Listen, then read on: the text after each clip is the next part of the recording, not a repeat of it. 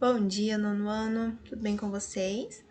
Vamos aqui para a nossa primeira aula da semana, primeira vídeo aula da semana, e nós vamos trabalhar aí as páginas 186 e 187. Vou falar aqui brevemente para vocês sobre a proposta de produção textual que eu solicitei essa semana, que está nessas páginas. E também vamos fazer a leitura do texto e a correção das atividades das páginas 188 a 196, tudo do livro de língua portuguesa, tá bom? Então, abram o livro de vocês, acompanhem aí a leitura, a correção das atividades e qualquer dúvida estou disponível no plantão. Não deixe de mandar suas atividades para o e-mail maxnayara@yahoo.com, as atrasadas, as que estão sendo solicitadas, a lista de revisão também tem que ser enviada, tá bom?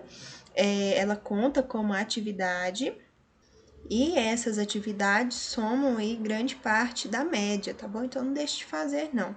Faça as tarefas, mande por e-mail e vamos lá, tá bom? Acompanhe aí com o livro de vocês.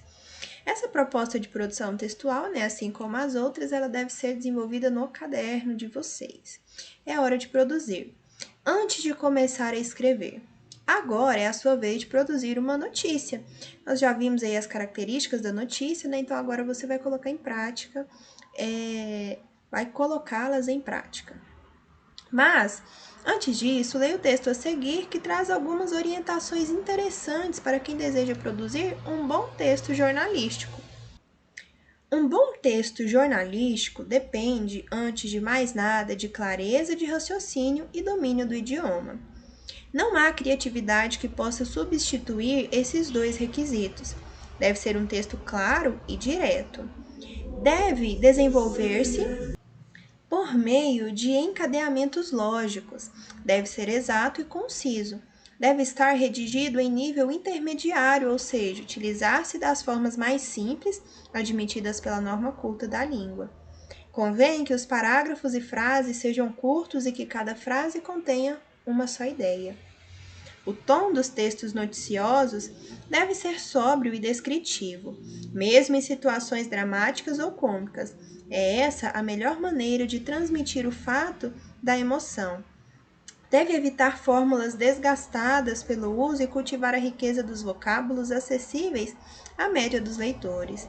O autor pode e deve interpretar os fatos, estabelecer analogias e apontar contradições, desde que sustente sua interpretação no próprio texto. Deve abster-se de opinar, exceto em artigo ou crítica. Então vamos lá. Aqui reforça, né, algumas informações a respeito da notícia que nós já havíamos tratado e traz outras orientações também. Então, baseado nessas informações, no conhecimento que você tem aí a respeito da notícia desse gênero textual, você vai construir a sua agora. E aqui nós temos a proposta. Usando sua criatividade, imagine um fato que você gostaria muito que ocorresse daqui a 30 anos. Como jornalista, de que maneira você abordaria esse fato em uma notícia? Imagine que você está escrevendo essa notícia para um jornal de grande circulação no país e seus leitores são pessoas que vivem conectadas ao que acontece ao redor do mundo. E aí, no planejamento do texto, nós temos aí perguntas que orientam você a construir o texto. Então, às vezes vocês estão aí com dúvida de como começar o texto, o que fazer, o planejamento traz aí perguntas que vão orientar vocês, né? Vocês vão refletir, respondê-las. Não precisa copiar nem responder nada no caderno nem no livro, é só para orientar no planejamento do texto, tá? Aí nós temos, reflita sobre os pontos seguintes. Que fato será noticiado? Que informação você utilizará para reportar esse fato? Pense nas perguntas básicas, né, que tem que conter ali no início, né? O que, quem, quando, onde, por quê, como. Esse fato é importante para o Brasil, para o mundo? Que consequências esse fato trará para as pessoas? O que levou à realização desse fato? Para conferir mais veracidade ao seu texto, é muito importante reproduzir a fala de um entrevistado diretamente envolvido com o fato noticiado. Quem será esse entrevistado? Qual será a sua profissão? 7. Procure escrever com clareza e objetividade. Então, seu texto tem que ser claro e objetivo. Ou seja, sem ficar ali apresentando sua opinião, tá bom? E escrito ali com palavras, expressões claras, de fácil entendimento. Observe a adequação linguística. Expressar-se com simplicidade é uma boa maneira de produzir um texto claro. E aqui, a avaliação, depois que seu texto estiver pronto, você vem aqui, e vai fazer a leitura dessas perguntas e analisar se o seu texto está ali adequado, tá bom? Então, aguardo aí a produção de vocês, certo? Umas 25, 30 linhas, tá bom? Não é para fazer nada muito pequeno, não. É para produzir uma notícia. Você agora vai ser aí jornalista, tá? E agora vamos para os nossos textos, né? São vários textos aqui, várias notícias, e depois a correção das atividades. Vamos lá. Antes de começar a ler, como vimos no início deste capítulo, as notícias levam os fatos ao público na intenção de informar, mas são inúmeros os fatos ocorrendo a cada instante e muitos deles interrelacionados. É o que veremos agora. As notícias que você vai ler a seguir foram publicadas entre os meses de março e abril de 2015 e abordam fatos relacionados a catastróficos fenômenos da natureza, que repercutiram bastante e causaram grande comoção. No Aprenda Mais, aqui nós temos falando sobre o Nepal, que é um pequeno país da Ásia, localizado entre a China e a Índia. É lá que estão a Cordilheira do Himalaia e o famoso Monte Everest, o mais alto do mundo. A religião principal é o hinduísmo, que tem vários templos históricos no país. O Nepal foi uma monarquia até 2007, quando se tornou república. Então agora, texto 1, Mundo. Terremoto no Nepal deixa patrimônio histórico destruído. Veja antes e depois. O terremoto que atingiu o Nepal no fim de semana mal durou 1 minuto, mas foi o suficiente para fazer um estrago gigantesco, deixando milhares de mortos e derrubando séculos de história do país. Pelo menos 4 dos 7 patrimônios mundiais da Organização das Nações Unidas para a Educação, a Ciência e a Cultura, a Unesco, no Vale do Katmandu, sendo 3 deles praças antigas da região, sofreram grandes danos.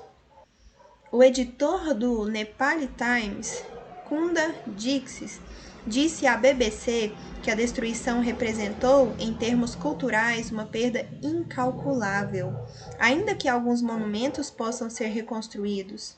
Imagens feitas logo depois do terremoto mostram que a Praça Durbar, na cidade velha de Katmandu, um dos locais considerados patrimônios mundiais no Nepal, ficou bastante destruída. Veja só, aqui nós temos, Praça do Bar antes da tragédia e os destroços que restaram da Praça do Bar depois do terremoto. O local é um conjunto de palácios, praças e templos que a Unesco chama de ponto focal social, urbano e religioso de Katmandu. Em Bhaktapur, até então a cidade velha mais conservada do Nepal, metade das casas ruíram com o terremoto e 80% dos templos foram destruídos. Entre outros edifícios, a torre de Dharahara acabou derrubada com um tremor de terra e hoje só restam destroços e um pequeno pedaço da estrutura dela. Também conhecida como Torre Bhisen, o monumento foi construído pelo primeiro premier do Nepal em 1832 e era popular entre os turistas que queriam subir os mais de 200 degraus até a plataforma panorâmica na parte superior da torre. O principal templo na praça de Bhaktapur perdeu o telhado, enquanto o templo de Durga Vatsala, que data do século XVI e é famoso por suas paredes de arenito e detalhes cobertos de ouro, também desabou com tremor. O historiador Purushottam Lokhan Shrestha disse ao site local ekantpur.com que o patrimônio histórico do Nepal sofreu grandes perdas com o terremoto. Perdemos a maioria dos monumentos que eram considerados patrimônio cultural da humanidade em Katmandu, Bhaktapur e Lalitpur, Patam. Aqui nós temos, veja só, o Templo de Durga Vatsala, construído no século XVI, fotografado em 2011. O Templo de Durga Vatsala foi ao chão após o terremoto. Aqui nós temos a Torre de Dharahara antes do terremoto. O que restou da torre? Veja só, ela caiu também. Mais de 10 mil pessoas atingidas por tornado em Xanxerê. O próximo texto, outra notícia, veja só. Números atualizados pela Defesa Civil de Santa Catarina mostram que pelo menos 10 mil pessoas foram afetadas pelo tornado que atingiu o município de Xanxerê no dia 20 de abril. Mais de 1.000 pessoas estão desabrigadas e um balanço preliminar informa que 2,6 mil imóveis foram afetados. A Defesa Civil divulgou também que mais de 300 pessoas receberam atendimentos médicos e 120 foram hospitalizadas. O governador de Santa Catarina, Raimundo Colombo, e o secretário adjunto de Estado da Defesa Civil, Rodrigo Moratelli, visitaram as áreas mais afetadas pelo tornado. O número de desalojados está sendo levantado. Os moradores estão recebendo rolos de lona, 570 kits de acomodação, 630 colchões e 300 cestas básicas. Além disso, a Prefeitura do município de Jaraguá do Sul enviou colchões e cobertores para ajudar as vítimas. Aqui nós temos a imagem, né? Mais de 1.000 pessoas estão desabrigadas e um balanço preliminar informa que 2,6 mil imóveis foram afetados pelo tornado em Xanxerê. Aqui nós temos a origem da imagem. Texto 3. Internacional. Vulcão chileno entra em erupção. O vulcão chileno Calbuco entrou em erupção nesta quarta-feira, 22 de abril, e expeliu uma potente coluna de cinzas de vários quilômetros de altura, o que não acontecia há quase 50 anos, provocando o isolamento das cidades mais próximas. Ele está localizado na turística região dos Lagos, 900 quilômetros ao sul de Santiago, e sua atividade ocorre no mesmo momento em que outro vulcão no país, o Vila Rica, também está em fase de erupção. A erupção do Calbuco ocorreu às 18 horas, horário local. Quase meia hora depois do início da atividade, uma coluna de 10 quilômetros de altura havia se transformado num verdadeiro cogumelo gigante em direção ao leste. Autoridades determinaram o isolamento de um raio de 10 quilômetros ao redor do vulcão, que faz parte da Reserva Nacional Llanquihue. O Chile tem a segunda maior cadeia vulcânica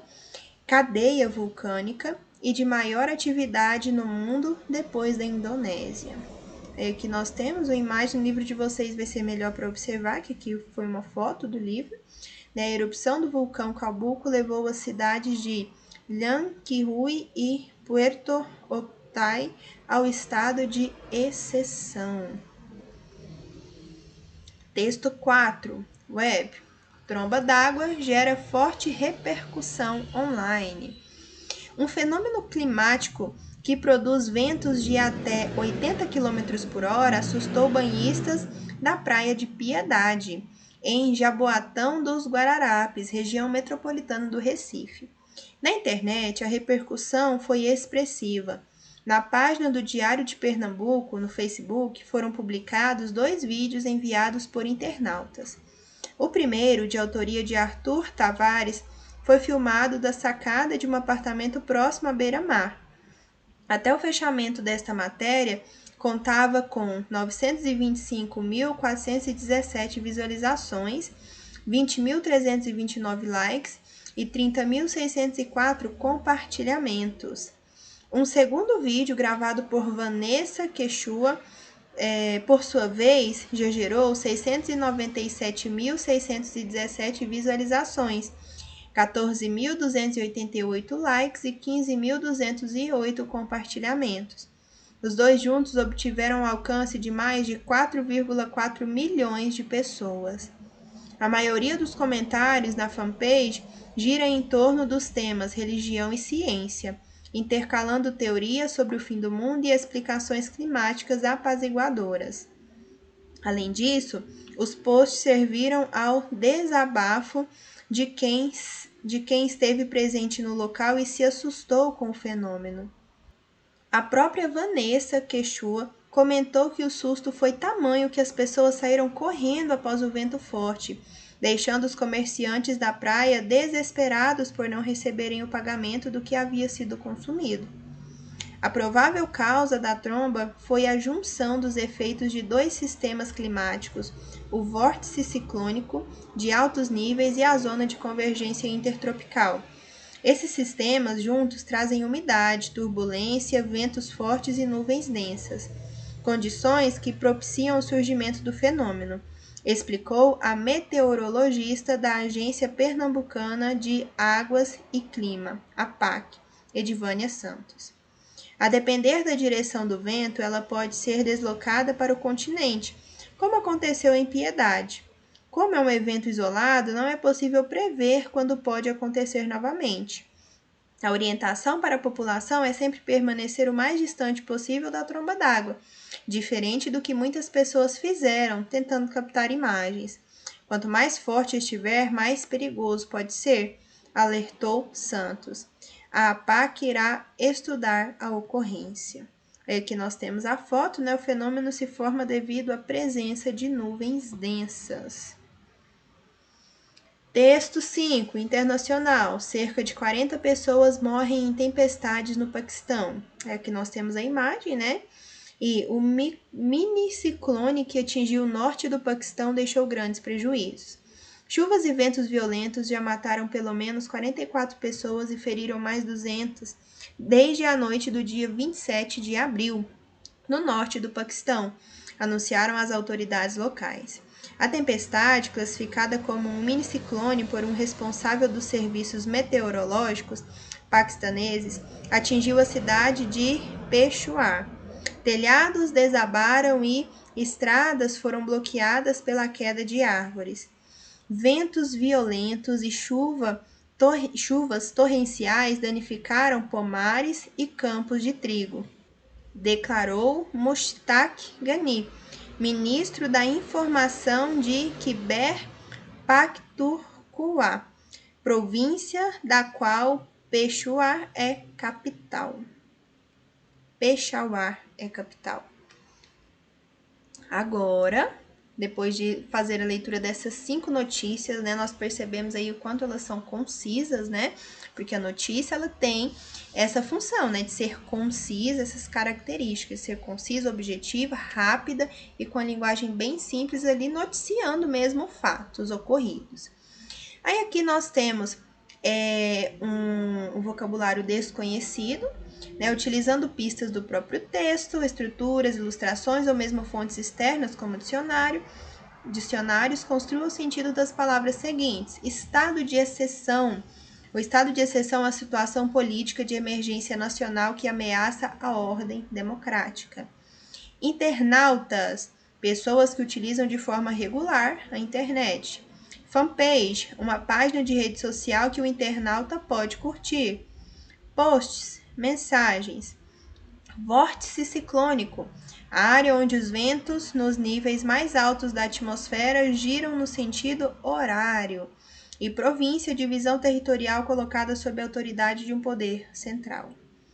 Desvendando os segredos do texto. 1. No texto 1, a jornalista utiliza outro termo para se referir ao terremoto.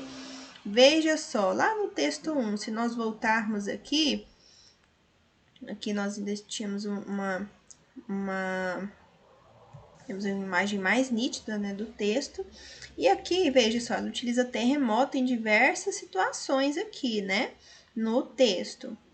Mais à frente aqui, veja só, de novo terremoto e, entre outros edifícios, a torre de Dharamhara acabou derrubada com o tremor de terra. Veja só, então, terremoto, ela utiliza aí também o tremor de terra.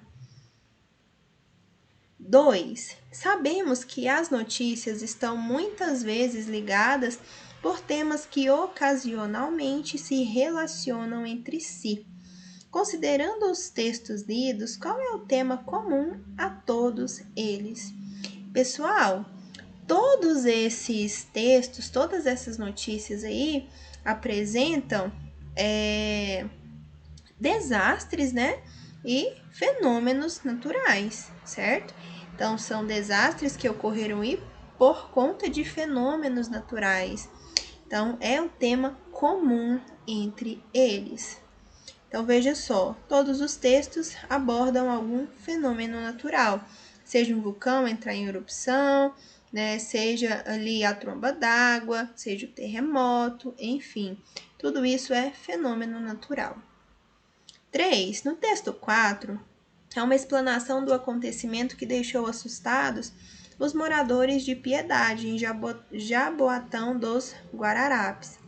Quando foram divulgados os vídeos na fanpage, houve muitas visualizações e milhares de likes. Nesse aspecto, o que chama a atenção são os comentários feitos pelos internautas, a maioria deles associados ao fim do mundo e à religião.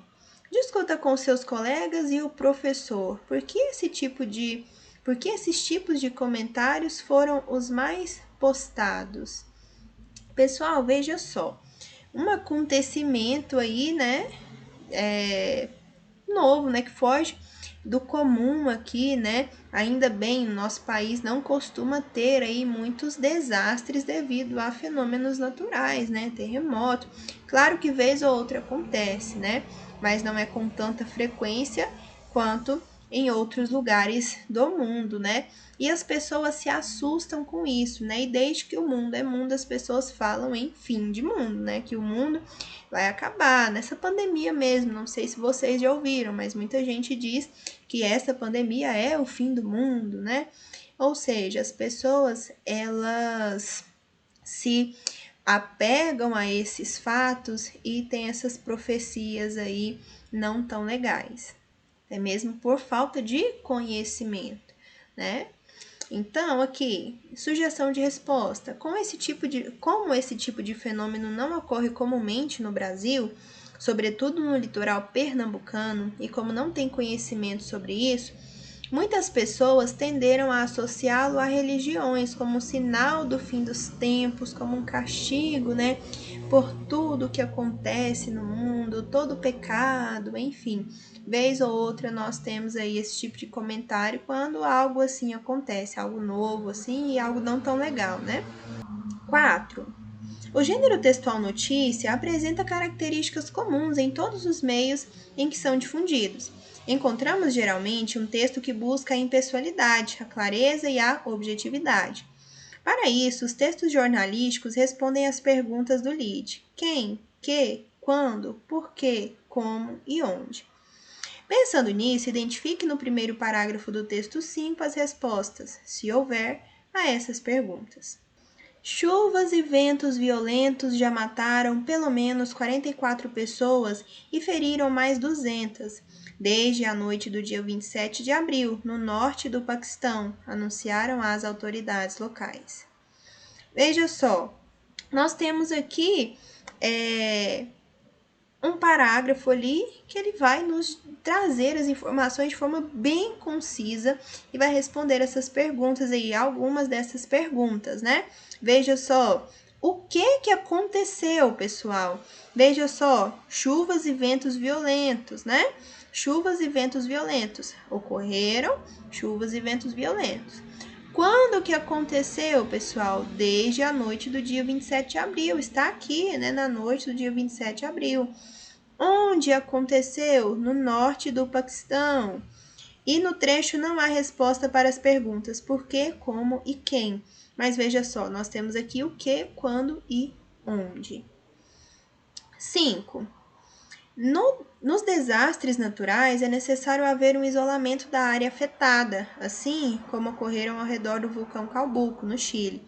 Por qual motivo foi realizado o isolamento ao redor do vulcão? Pessoal, o isolamento é para quê? Para segurança, né? Para a segurança das pessoas que estavam ali próximas, né? Então, para proteger os habitantes que moram próximo a ele. 6. Analisando o título das notícias no início do capítulo, responda as questões a seguir. A. Qual é o tempo verbal empregado no título de cada notícia? Se nós formos aqui nos títulos das notícias, veja só, cerca de 4 pessoas morrem em tempestades no Paquistão. Veja só, é presente, né? Não é morreram, nem morrerão, é presente, morrem. Tromba d'água gera forte repercussão, mais uma vez, presente. Vulcão chileno entra em erupção, também presente. Veja só, mais de 10 mil pessoas atingidas por tornado em Xanxerê. Aqui o verbo está numa das formas nominais, então a gente não tem essa observação de tempo, né? Não tem desinência. Desinência de tempo e modo. Terremoto no Nepal deixa. Agora aqui nós temos também o presente. Veja só, em todas essas notícias, nos títulos das notícias, nós temos aí o tempo verbal presente, né? Veja só, presente. Esse tempo verbal dá ideia de quê? Pessoal, a notícia, ela traz ali fatos que estão acontecendo ali no momento, né? Atualidades. Então, dá essa ideia aí de que é uma notícia quentinha, né?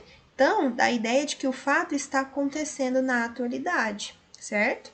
Então, a notícia, enquanto a reportagem, né, não tem esse compromisso aí, né, com agora, com a atualidade, com o atual, a notícia sim, ela vem tratar ali de forma rápida, né, e mostrar aquilo que está acontecendo, noticiar aquele fato. 7. Se você lesse somente o título das 5 notícias, qual chamaria mais a sua atenção? Justifique. Agora, uma resposta pessoal, né? Qual delas te chamaria mais a atenção? Alguma que trata ali de algum desastre, porque houveram mortos, enfim, por quê? Ou porque você acha interessante, por exemplo, do vulcão, enfim, aí a resposta é sua, a resposta pessoal, tá bom? 8. Considerando as notícias lidas, é correto afirmar que A. Os textos são expressionistas e de uma subjetividade exacerbada. Veja só, quando ele diz subjetividade exacerbada, nós já sabemos que está errado, porque a notícia ela é objetiva e não subjetiva, ok? B. Os textos relatam fatos reais de forma clara e objetiva. Claro, os textos são bem concisos, né? Nós podemos perceber ali que eles são pequenos, e eles tratam de forma bem clara, com uma linguagem clara e tranquila, simples, né? E objetiva. Então, a letra B é a nossa resposta. Vamos ver as outras. C. Nos textos há uma predominância das formas descritivas. Na notícia, nós temos ali a predominância do tipo expositivo, né? Está expondo ali o que aconteceu, as informações e tal. Assemelham-se a textos literários de alta subjetividade? Não. Notícia não é texto literário, e sim texto jornalístico, né? E não temos subjetividade, sim objetividade. Os textos são fragmentados devido à racionalidade textual. Não é que o texto é fragmentado por conta da racionalidade textual, não. É porque o gênero textual notícia, ele é curto mesmo. Ele tem ali a intenção de passar notícia sem muito aprofundamento, né? Só apresentar o fato de forma clara, simples e objetiva. Então, a resposta da 8 é a letra B. 9. Apesar de seu papel informativo indispensável e de sua circulação em variados estratos da sociedade, os gêneros jornalísticos integram uma lógica mercadológica e, consequentemente, fazem uso de recursos tendenciosos para atrair leitores e manter certo destaque em contraste com a concorrência. Para isso, alguns portais de notícia recorrem a recursos linguísticos, como o uso excessivo de clickbaits, iscas de cliques em português, ou em casos mais extremos, as fake news, em português, notícias falsas. Veja só, pessoal, os clickbaits, quando você entra em alguma notícia ali que é sensacionalista, né, eles costumam colocar ali alguns títulos que chamam a sua atenção, bem sensacionalista mesmo, porque tem a questão do clickbait, né? Que eles ganham por cada clique, né? Cada pessoa que entra ali.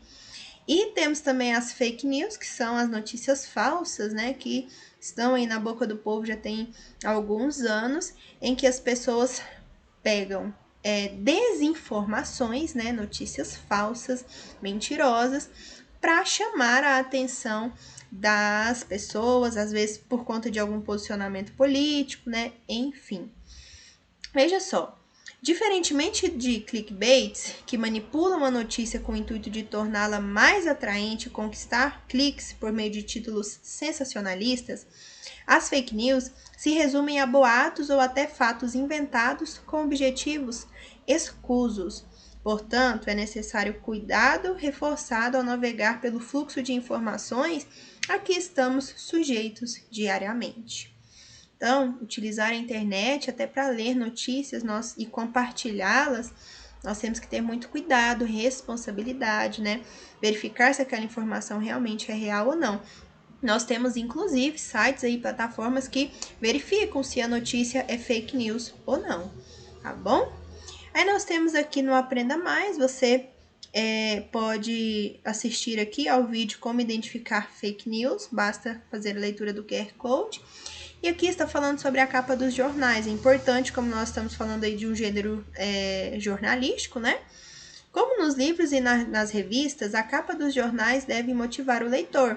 Ela funciona como um atrativo para que o leitor se disponha a navegar em suas páginas.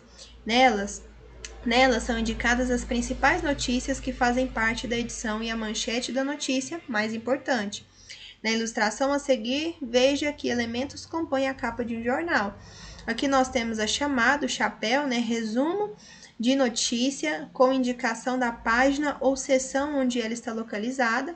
Aqui nós temos um exemplo. O título, né? Com letras destacadas, resume a informação central da notícia. Então, o título ele tem que resumir a informação para já chamar a atenção do leitor. A manchete é o título principal, né? Da principal notícia da edição, por isso que ele é o maior. Veja só, ele fica centralizado e é o maior. O lead é a abertura do texto jornalístico. Nas notícias deve conterem até 3 frases, os dados necessários para fornecer ao leitor um resumo do fato. Então, o título chama a atenção e o lead tem que conquistar o leitor, né? Aí nós temos aqui o exemplo do lead, tá bom? Vocês podem fazer a leitura aí de forma calma, tá? E a análise da capa desse jornal. E nós vamos ficando por aqui com a nossa videoaula, tá bom? Até a próxima aula. Não deixem de mandar as atividades de vocês para o e-mail. Qualquer dúvida, eu estou disponível no WhatsApp para atendê-los, tá? Desejo que tenham um ótimo dia, uma excelente semana e até a próxima aula.